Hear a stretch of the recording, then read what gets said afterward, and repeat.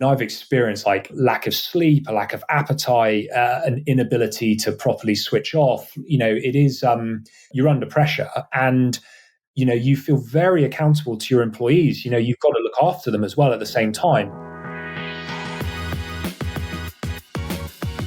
Before we begin today's episode, I'd like to recommend a brand new podcast to you.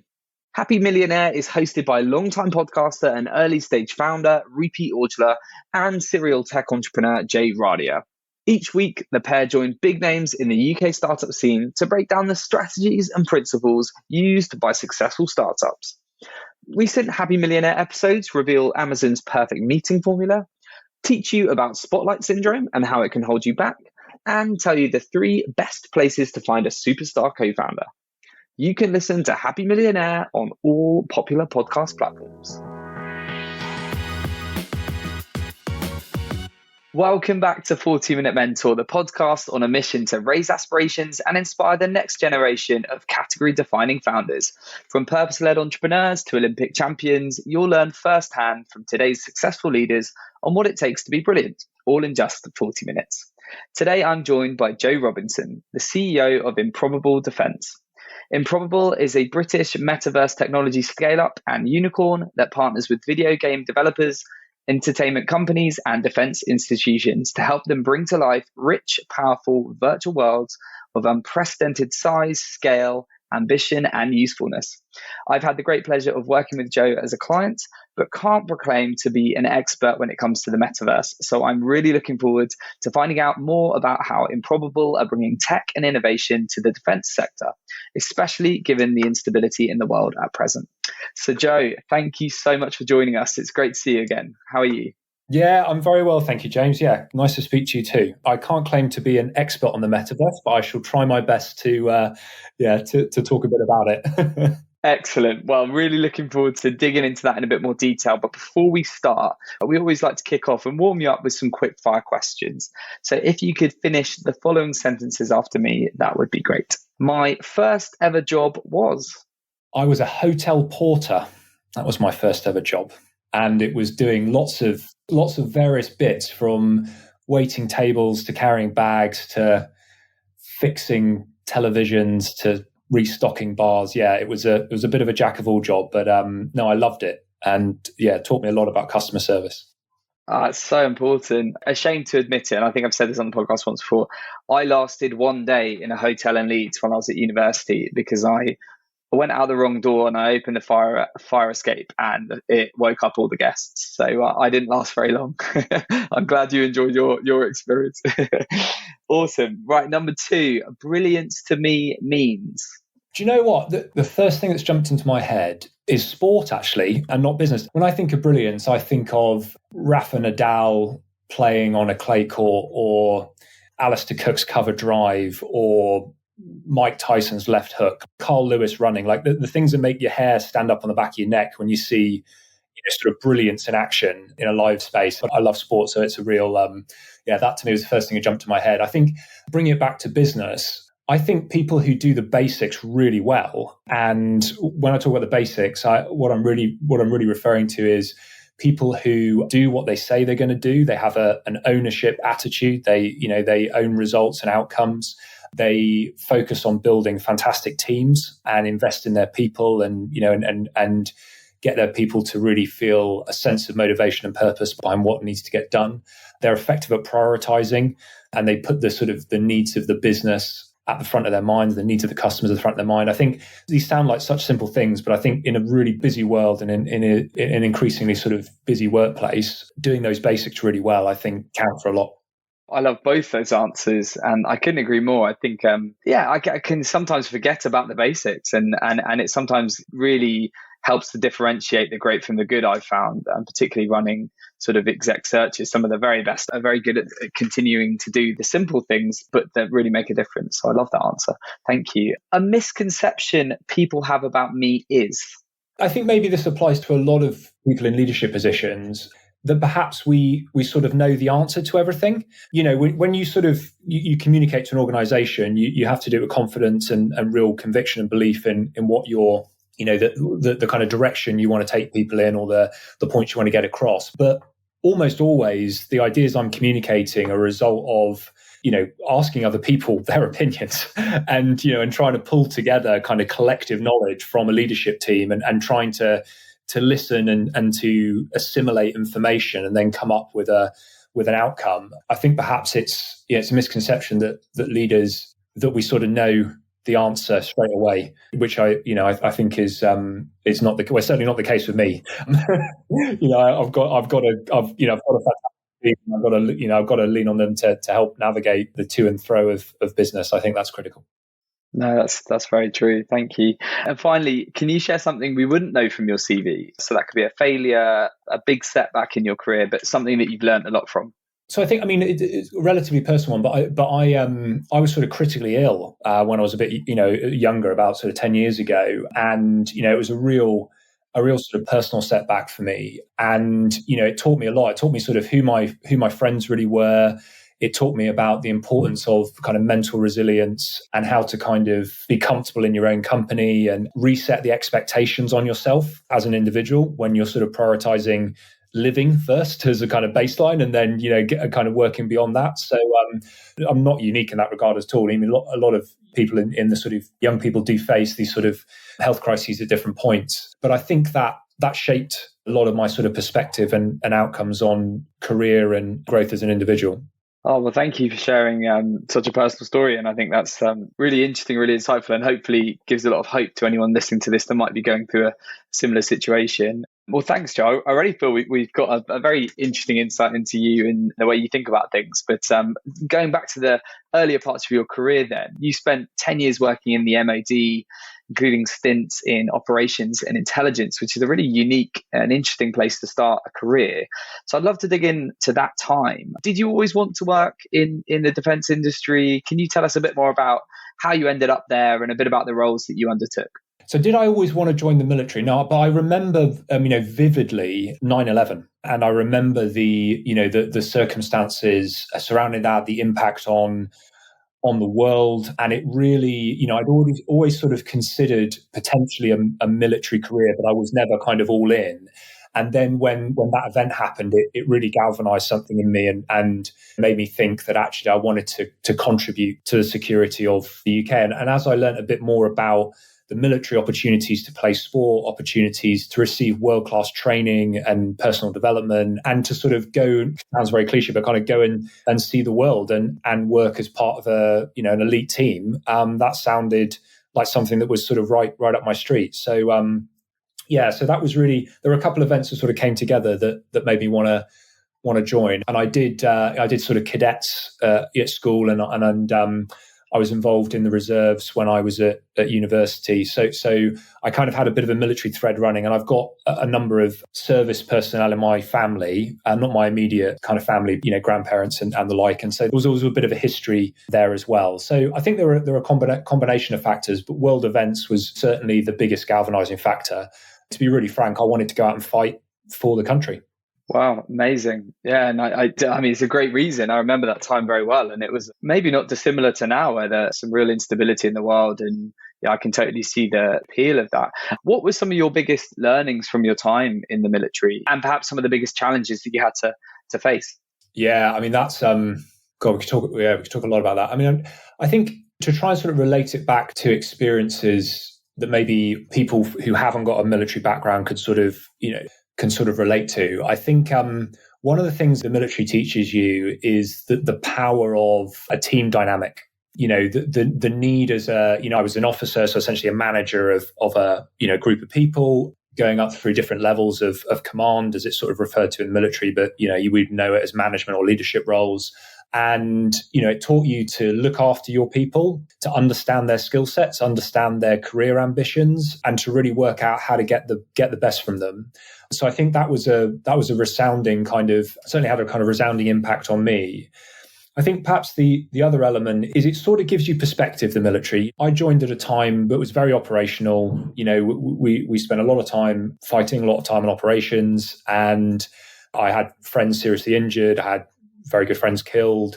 And so it gives you a perspective on life, a kind of verve for life that perhaps you don't have when you haven't had to fight for it. And going to places in the world where people are desperate and impoverished and under threat and scared, terrified, frankly, sometimes, that again gives you a real perspective on what matters in life and, kind of the privilege and the stresses that we think we're under in our kind of daily lives and the privilege that we experience, and recognizing that actually, we've got it pretty good compared to other parts of the world. The final thing I'd say is probably the importance of a mission and being able to get behind a mission. When you're trying to motivate a team of people to go out and put themselves in harm's way, and they fully understand the very real kind of risks to them, the importance of that mission, the purpose, what you're there to do, is a North Star. It's a real galvanizing factor in being successful and ensuring that everyone's focused around the same goals. So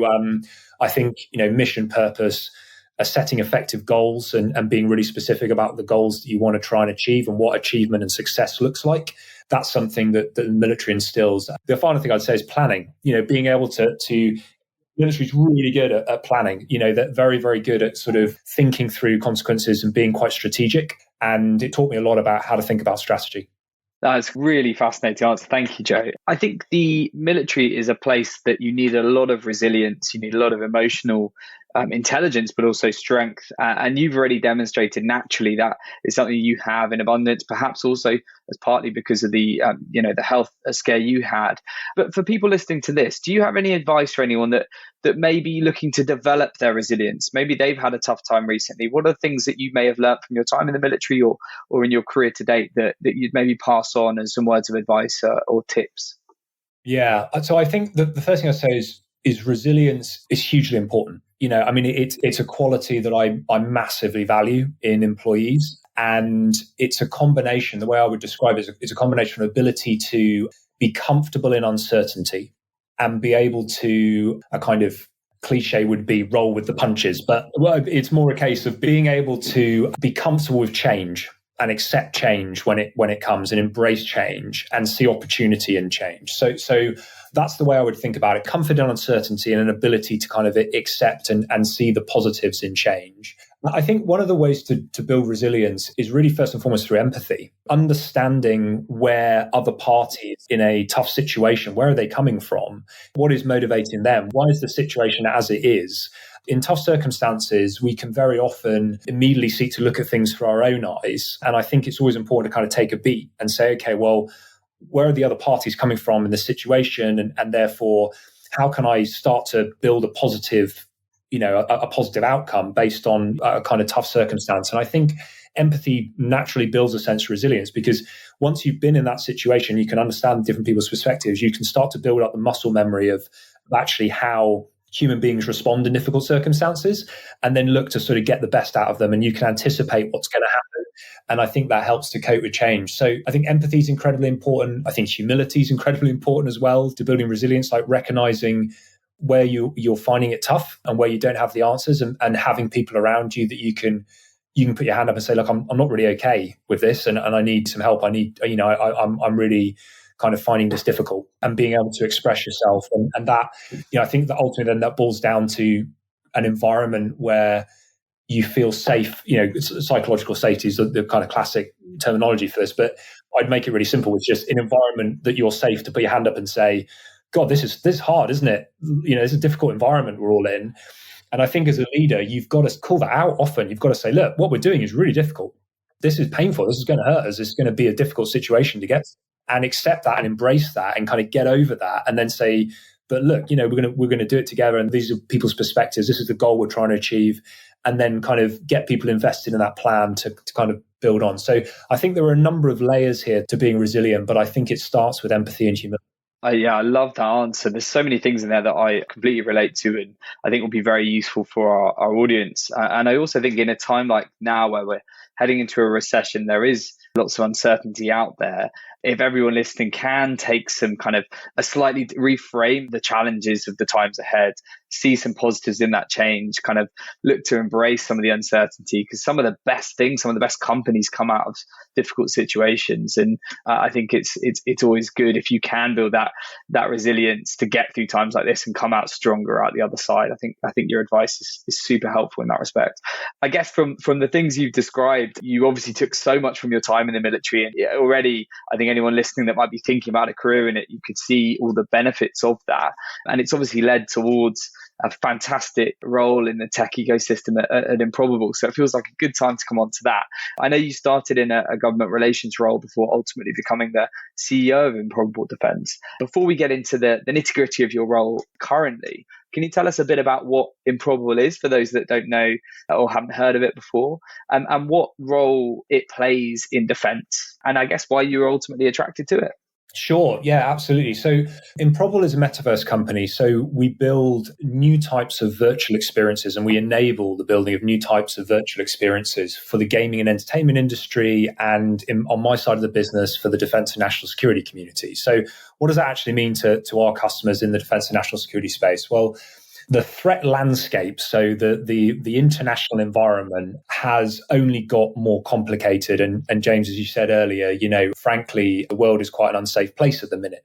And our governments and our defense and intelligence community are finding it really difficult to understand this new complex landscape where you have major power competition. So nations doing really dangerous things in the world. And we clearly see that in Ukraine with Russia, but also some of China's activity in other parts of the world as well. There's been a massive rise in cyber activity, cyber crime, cyber attacks, and the weaponization of the internet in those terms, which includes social media, disinformation activity, election meddling. So there's lots of threats that are quite new. They happen very, very quickly.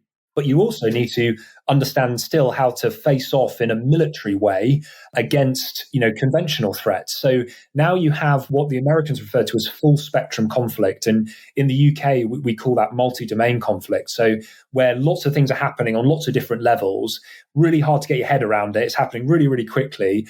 And then on top of being able to understand it, you've then got to build a response that's effective. So you've got to train your soldiers and your service personnel effectively to understand and respond to this stuff. You've got to build better plans.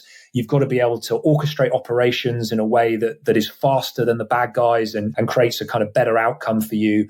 And really, the only way to do that is to recreate that complexity in a virtual world. So to take a lot of that complexity of the real world, to recreate it in this sort of mirror world, and then start to use that virtual environment, that synthetic environment, as defense calls it, or virtual world, as perhaps you and I would refer to it, to try stuff out before you do it in the real world. I want to kind of train my troops in this environment. I want to get them used to this type of experience and mix kind of the live environment with this sort of virtual environment. And I want to be able to test plans and ideas. I want a war game. I want to understand, the consequences of my strategies before I then go and do them in the real world. Because, if I get them wrong, the consequences can be terminal. They can be terrible. So that's what we really do. That's what we do in the defense and the intelligence communities. We provide our national security community with these software products that enable them through different missions and through kind of different lenses to create synthetic environments that recreate the depth and the scale and the richness of the real world, and then update and modify those worlds very quickly so they can ask questions, test plans, refine strategies, and ultimately deliver better outcomes to keep us all safe.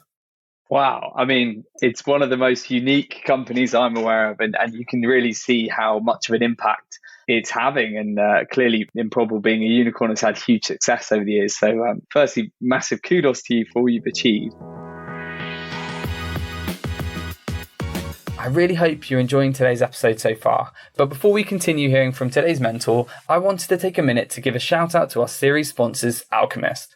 Alchemist is an industry-leading learning and development company using immersive and interactive experiences to help increase employee engagement, levels of happiness, and achievement across your teams and overall productivity. Alchemist presents L&D departments with an opportunity to innovate and be bold in their approaches to blended learning. If you love the sound of this as much as we do here at JBM, then head over to thisisalchemist.com/40-minute mentor to learn more. And now back to our 40-minute mentor. Before we come on to talk a bit more about the metaverse, which I'm sure our listeners are going to be really interested in, just coming back to you, Joe, I mean, you've clearly made the transition from the military into the tech world. You've then, moved roles to become a first-time CEO.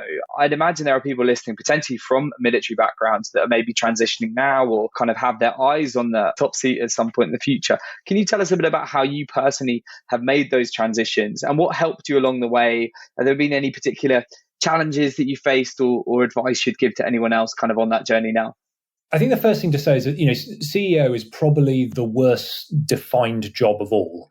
It doesn't really have a kind of a fixed job description. You're ultimately accountable for the business's performance across all verticals of the business. And on the other side of things, when things are going badly, it is your fault at the end of the day. The buck stops with you. So there's that ultimate level of accountability. But there isn't really a kind of formalized training for the role. And I think in a tech startup, that's sort of amplified because, things, you move very, very quickly. If you're a venture capital backed business, you're always in a race. You're in a race not to run out of money, not to run out of time.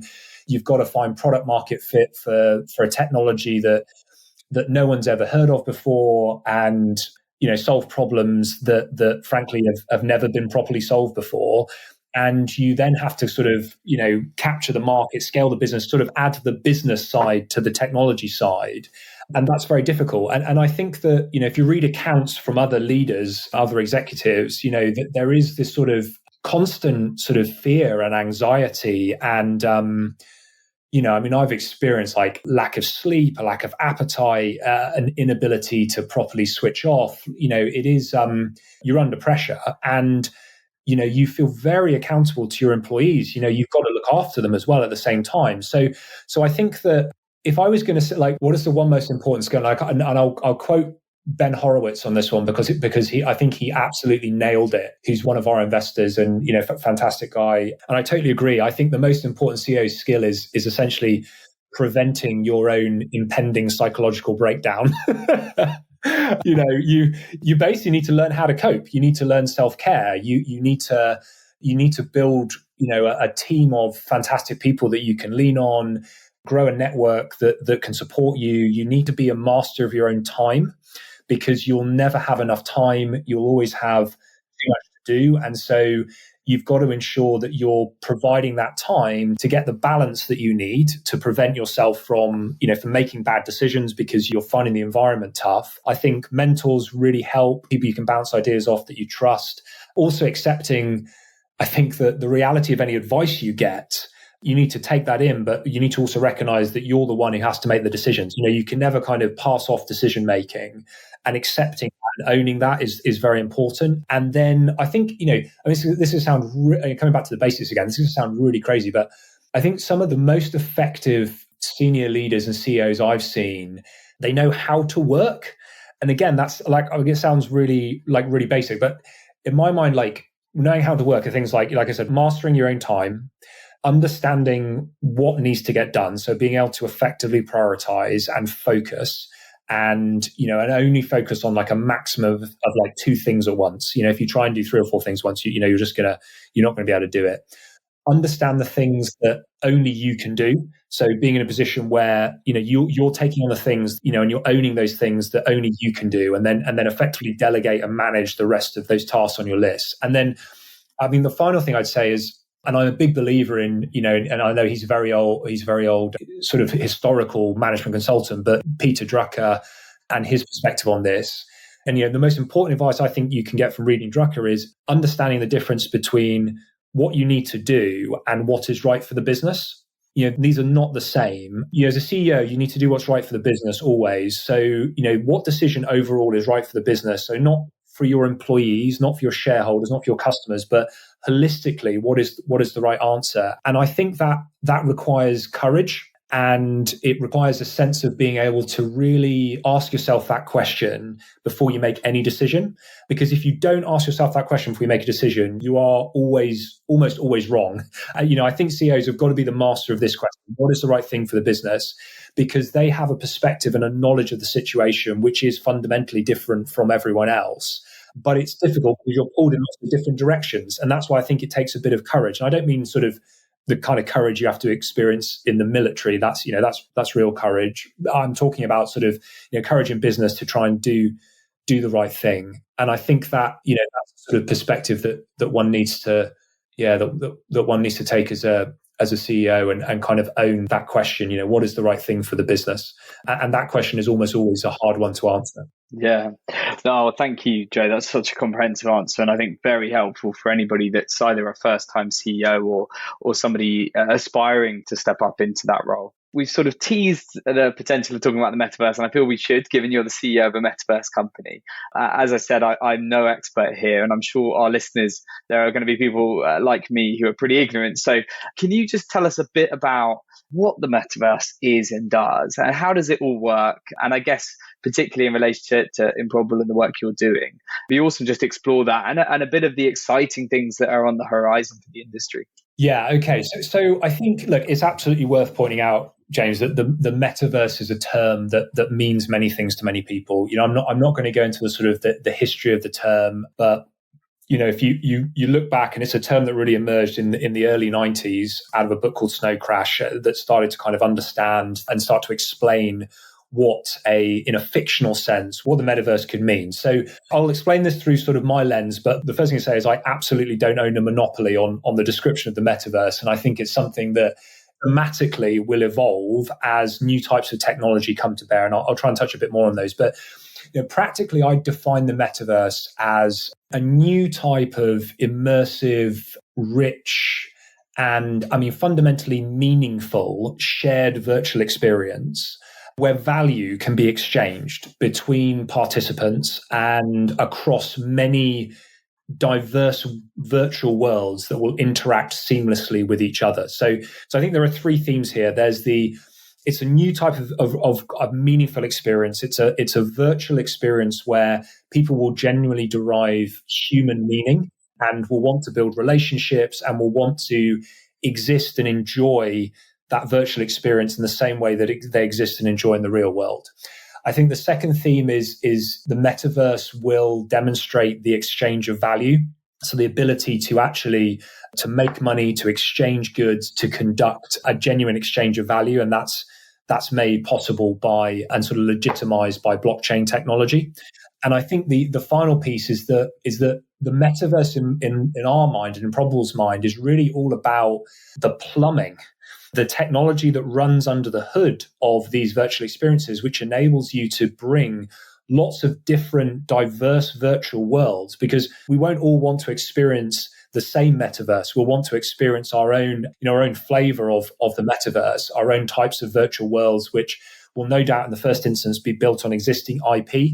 So maybe there's a Lord of the Rings virtual world or a Harry Potter virtual world or I come back to a sport analogy, a Ashes cricket virtual world, perhaps where we always beat the Australians, I don't know. But you want to be able to interact between those virtual worlds. They can't exist in isolation. The metaverse is a combination of those virtual worlds, the ability to move seamlessly between them and then have that value exchange, those owned assets made possible by the immutability of the blockchain to transfer between these virtual worlds. And therefore, much like the notion of property ownership in the real world, we can take what we own with us. What we own is something that doesn't change when we sort of change our, as we travel or move around. So I think that's something that is really important. This has profound implications for the military. Being able to capture the rich and immersive nature of the real world and the, that sort of sense of the complexity of the real world in a virtual experience and then having the plumbing under the hood to be able to update that very quickly and modify it and have different people contribute to it and then to collaborate more effectively, to be able to collaborate with lots of different people, getting thousands of people into a virtual stadium to experience a virtual concert, right? Or a virtual sporting event. It's the same underpinning technology which will transform and indeed is transforming how the military train for urban combat, where lots of stuff is happening in a very tight space geographically, and where lots of activity is happening, there's a heavy compute load on the system. And that's something that where there are direct crossovers between the entertainment industry and the sense of community and togetherness and the same underpinning foundational technology, which will enable our friendly militaries to get better at operating in urban environments. It's absolutely remarkable and incredible how the technology has evolved, and how this, what felt like a kind of dystopian, not going to be a reality, is suddenly something that is at the forefront of major industries and innovation in a way that I personally never envisaged. And so I'd imagine for some people that's very scary, but for others it's just unlocking incredible opportunity and so exciting. And I can, yeah, I know from people at Improbable what a cool place to work it is. And it's kind of a nice segue into my next, just the final part of our conversation, where I just wanted to talk a bit about culture and building teams, because, in order to achieve the big ambitions that a VC-backed business like Improbable has, you need to be able to attract the best, retain the best, and create an environment that those sorts of talents can thrive. I love the company values that Improbable have. Reach for the impossible, relentless humility, action over fear, improvement over comfort. Can you tell our listeners a bit about what they mean to you, how you put them into practice day to day as a leader and for the team? And also, selfishly, I'm interested how you, from a recruitment perspective, how you test for that in an interview process. Sure. Okay. So I think the first thing is, our company values are deliberate. I think which sounds, but we've defined them. We've spent time thinking about the type of target culture that we want to create, and fundamentally, all of them boil down to something really basic, which is how at the company we expect to be treated and how we expect our people to treat each other, and also how to behave with our customers and those who are our partners that interact with us. In my mind, culture is, when it really boils down to it, it's behaviors. It's how you actually manifest your own behavior in a workplace environment, and then your values are there to help set the rules of the road for what you want those behaviors to be, and what behaviors you want to endorse, what behaviors you want to encourage in people. So that's the first thing I say. When it comes to kind of unpacking our values, relentless humility is all about, it's about assuming good intent. It's about, giving the benefit of the doubt to people, and kind of always doing what's most important for the mission. And people who demonstrate relentless humility, they're active listeners. They're vocal about mistakes. They stay grounded. They recognize their own fallibility and where they have their own limitations. It's similar to a kind of an Amazon leadership trait, which I think is sort of strong opinions weakly held. So, we want people to have the safety to express themselves, but we also want them to have the humility to recognize where, better ideas exist, and then to kind of embrace change. And that kind of gets me onto the second one, improvement over comfort. This is about constant self-improvement. So curiosity, thoughtfulness, and ability to recognize that you can always learn more. And it's sort of okay not to know, but it's not okay not to learn, I think is one of the ways I would kind of couch that. Action over fear. I think this is huge, because when you're in an environment where, there's no point in hiring fantastic people if you don't free them to make decisions effectively and to own those decisions themselves, and to help them, feel empowered to make decisions quickly. Part of the advantage that tech companies have is simply speed. We can work faster than potential competition because we're leaner and we're smaller. And it reminds me of this value reminds me of something from the military, actually, that we call mission command, which is essentially a way of managing where you set clear goals, but you don't tell your organization how to achieve those goals. You empower them to have the resources and the time and the space to go and work out the best way of achieving that outcome. So you become very goals driven as an organization. So to achieve effective action over fear, you need to provide this safe environment on which people can try stuff and fail, but also they feel empowered to deliver a goal. But then you've also got to set clear goals and set clear expectations.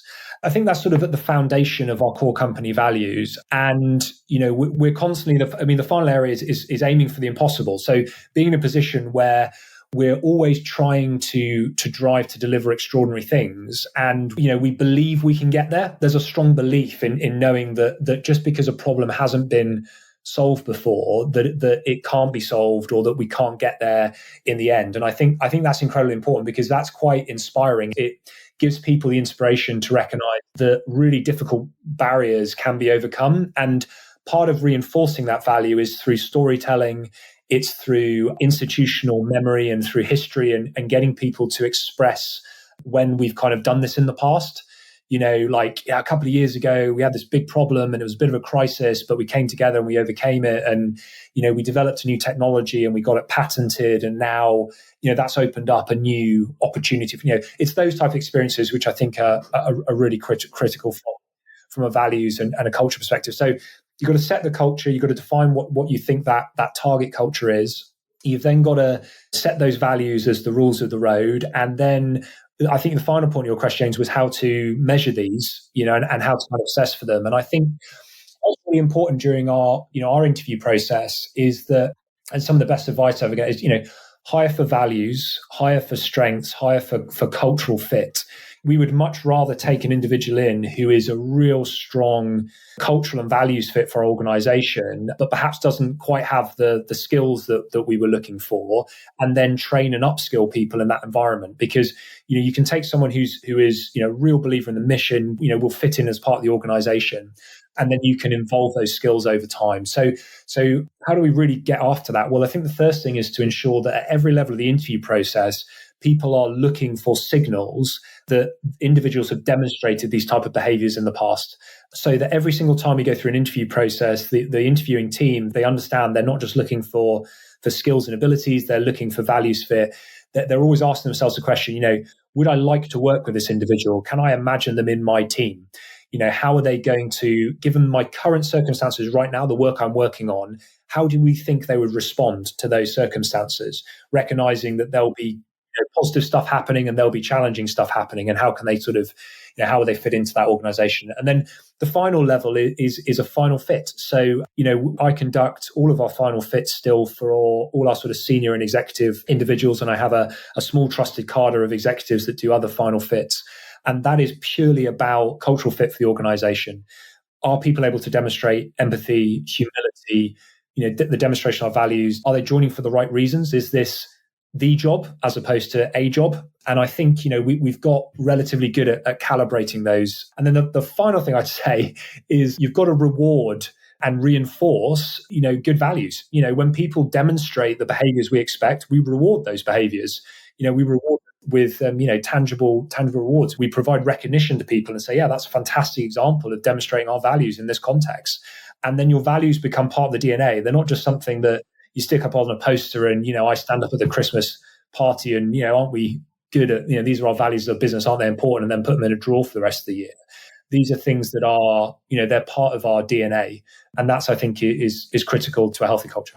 I couldn't agree more. Thank you so much, Joe. And I think that's super helpful for anybody that's thinking of applying for roles at Improbable, interviewing for roles at Improbable, just to see what really matters to you. And I'm sure also those qualities and the way you assess for them is something other founders and leaders can hopefully use as they interview talent for their own businesses. Sadly, we're at an end, Joe, and I've got 3 final questions that I wanted to wrap up, but I've really, really enjoyed our conversation. So in one sentence, what does the future hold for Improbable Defence? We're all about delivering mission value to our customers. So I would expect us to be deepening the delivery of existing mission value and broadening the scope of that mission to other parts of the national security community. Fantastic. And if you could be mentored by anybody, dead or alive, who would it be and why? Oh, man. I don't know. I think maybe this topic. I've been thinking lots about communication recently and the importance of more effective internal communication. We're about just over 300 people now. And it's, as you get bigger, you realize that you have to communicate more regularly. You've got to get ideas across really succinctly and really simply for the organization to really understand and set effective priorities. And I find that really hard. It's a really difficult thing. So I would love mentorship from a incredible communications expert, and the first one to jump my head is probably, given my background in sort of politics and economics, probably someone like Alistair Campbell, who was just incredible at dealing with the media, but also fantastic at shaping really complex policy that New Labour were delivering at the time, and being able to articulate that and put the right words into Tony Blair's speeches and into his sort of engagements to get the message across. So, that would be welcome. Yeah, I mean, Alistair Campbell's been somebody people have requested for the podcast. So if I manage to get him on, then I'll definitely mention to him that there's a mentee in waiting. Brilliant. And finally, what's the best piece of advice that you've ever received that you would like to pass on to our listeners? It's all about the people. At the end of the day, businesses are people. In the military, you are taught first and foremost to look after your people. And when I say people in a business sense, I don't just mean your employees, I mean your customers. Putting your customers at the heart of your world is critical to being successful. It sounds so simple. It sounds like something, of course, businesses should be doing, but I think it's really easy when you're in a tech company and you're constantly thinking about the product, you're constantly thinking about the technology challenges, to lose sight of ultimately, technology is not valuable. It won't change the world unless it's solving a problem. And that problem ultimately stems from building value for your customers.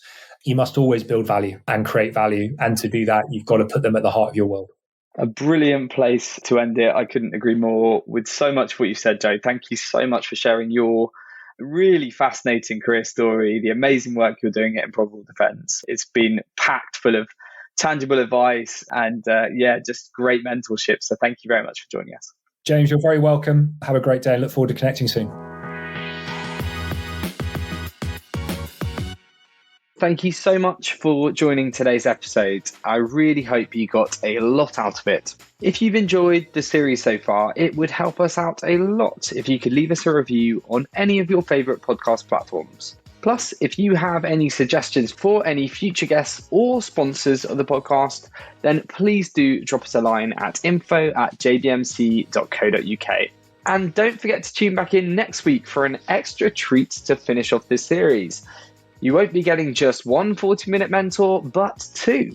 On Monday, I'm joined by Eleanor Kay, the Executive Director of Newton Ventures Programme, a joint venture between London Business School and the VC Local Globe. Here's a sneak preview of our conversation. I was working ridiculous hours, 6 days a week, working with some of the smartest and most difficult people, sometimes not coming home for more than a few hours or even days at a time as I was traveling so much. But it was so impactful on me as a person. Can you be taught venture? And here I am. I'm 2 years in. I can talk pretty competently around venture capital. How can we build a cohort of people who are bringing diverse opinions, are challenging everyone's sort of best practices and ways of thinking, and bring the greatest minds into the room?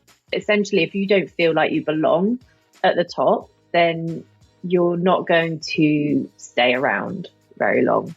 And I'm a white woman, and I have so much privilege with being white. But as I spoke about earlier on, that privilege was taken away when I decided to have children.